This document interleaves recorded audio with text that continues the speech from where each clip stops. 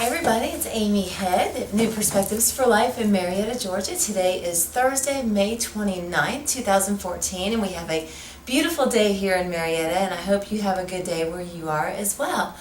You know, this week has been sort of a sad week on some fronts as we learned about the death of Maya Angelou yesterday, and most of us know who she is, but she is someone who overcame so much and then just became really a worldwide figure of inspiration and strength.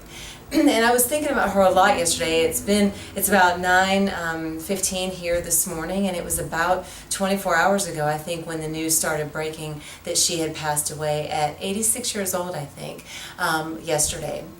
And you know, that really hit me yesterday because she is someone who I've really looked to as a source of inspiration and as a role model in terms of someone who can really have a lot of circumstances go on in their life, but then really overcome them. And then as I was listening to a lot of the coverage about her yesterday, I also heard about a young man, I think his name was Griffin Furlong, I think. I think that was right, from Florida, and he is the valedictorian at his high school, but he has overcome a lot of things as well. He has overcome being homeless and going through the death of his mother and a lot of other hardships, and with all of that, he still found a way to succeed at school, not just somewhat, but a great deal of success as valedictorian. And you know, you think about someone like Maya Angelou, who was world known, and then you think of this guy named Griffin, who's a high school student, who really, the only people that probably knew him until he got a little bit of notoriety this week were probably his fellow classmates, family, just friends, things like that. But they have a common thing going on between them as far as Maya Angelou and her life and Griffin and his life. And you know, I think about that a lot in my profession with counseling people, because everybody, whether you're known by the world or whether you're just known by your family and friends, all of us go through struggle. And all of us go through hard times and hardships. And I guess the question that was going through my mind yesterday, at the forefront of my mind, was, what makes these people survive and thrive at a time when they probably really just could have and should have given up? I mean, Maya Angelou had so much abuse in her past, where to the point where she lost her own voice for years. I think it was 5 or 6 years she would not even speak because she felt that her voice was what caused difficulties for someone else, even though that person caused difficulties for her. And in the process of kind of shutting down her voice is that's where she found her gift of poetry.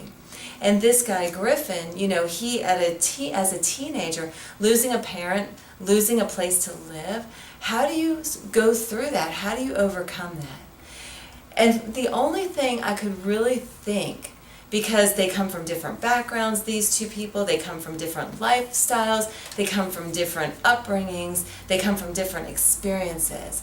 But the one thing that is the same is the human will, which we all have. And you know, when we go through our hard times, what is it that gets us through?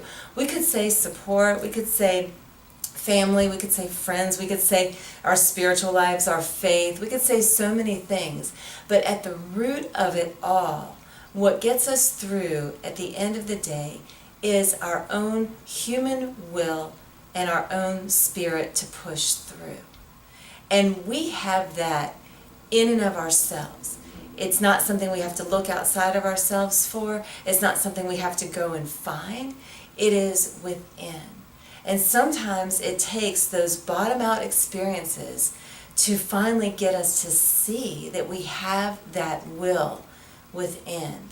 And once we can hook into our own personal will, we can pretty much do anything. There is no reason why someone like Maya Angelou should have been famous, should have been known worldwide. There's no reason why she should have been a figure of inspiration and strength for so many. But she was, and she always will be. How did that happen? How did that happen? The only thing that I can really believe is that it happened because she willed it to happen.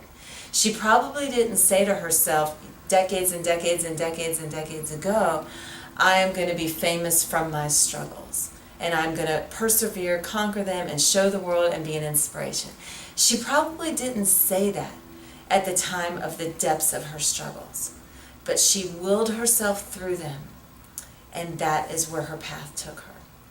So I hope in our times of struggle we can pull from some of these inspirational people, whether it's Griffin in Florida as a valedictorian, as a teenager with his whole life ahead of him at a time when it looked like his whole life was ending, or whether it comes from an internationally renowned figure who has given us so much in terms of inspiration, or maybe it comes from someone in between, someone that you know, maybe even just you, that we can gain wisdom and strength and inspiration knowing that the real success that we are going to have in our lives comes from within, from our own human will.